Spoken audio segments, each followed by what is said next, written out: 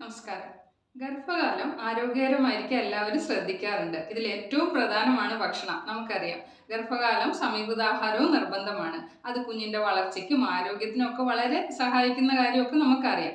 എന്നാൽ ഈ ഉപ്പ്, എരിവൊക്കെ പോലെയുള്ള രുചികൾ കൂടുതലായിട്ട് ആ സമയത്ത് കഴിച്ചാൽ ചില ബുദ്ധിമുട്ടുകളൊക്കെ ഉണ്ടായേക്കാം.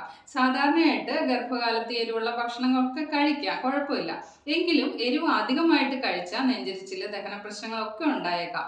പ്രത്യേകിച്ച് ഗർഭാവസ്ഥയുടെ അവസാന ഘട്ടങ്ങളിൽ കുഞ്ഞ് വളരുന്ന അനുസരിച്ചിട്ട് ആമാശയത്തിലേക്കുള്ള പ്രഷറൊക്കെ കൂടുകയും അന്നനാളത്തിലേക്ക് ദഹനരസങ്ങളായിട്ടുള്ള ആസിഡ് കയറുകയൊക്കെ ചെയ്യുമ്പോഴാണ് ഇങ്ങനെ സംഭവിക്കുന്നത്.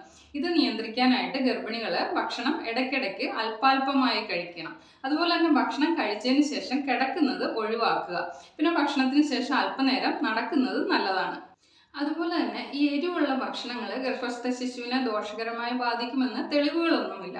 കുഞ്ഞ് അമ്നിയോട്ടിക് ഫ്ലൂയിഡിൽ സംരക്ഷിക്കപ്പെടുകയും പ്ലാസന്റയിലൂടെ പോഷകങ്ങൾ സ്വീകരിക്കുകയൊക്കെ ചെയ്യുന്നു.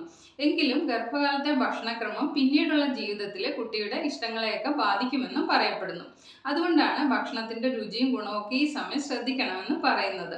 എപ്പോഴാണ് പിന്നെ നമ്മൾ ഈ മറ്റു കാര്യങ്ങൾ ശ്രദ്ധിക്കേണ്ടത്, അതായത് ഈ എരിവുള്ള ഭക്ഷണങ്ങളൊക്കെ കഴിക്കുന്നത് ശ്രദ്ധിക്കേണ്ടത് എപ്പോഴാണെന്ന് വെച്ചിട്ടുണ്ട്.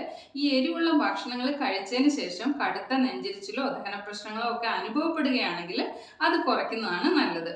മധുരം, പുളി, ഉപ്പ് ഈ മൂന്ന് രുചികളും വാദത്തെ നോർമലൈസ് ചെയ്യുന്നു. അതിനാൽ ഈ മൂന്ന് രുചികളും മിതമായ ഭക്ഷണത്തിൽ ഉൾപ്പെടുത്തേണ്ടത് ഈ സമയത്ത് അത്യാവശ്യമാണ്. കൂടാതെ നെയ്യ്, വെളിച്ചെണ്ണ ഒക്കെ ചേർത്ത് ചൂടുള്ള ഭക്ഷണം ഈ സമയത്ത് കഴിക്കാം. അതുപോലെ തന്നെ 1 കപ്പ് ചെറു ചൂടുള്ള പാലിൽ 1 ടീസ്പൂൺ നെയ്യ് ചേർത്ത് ദിവസവും കഴിക്കുന്നത് കുഞ്ഞിന്റെ പ്രതിരോധശേഷിയും ഓജസ്സും ഒക്കെ വർദ്ധിപ്പിക്കുന്നു.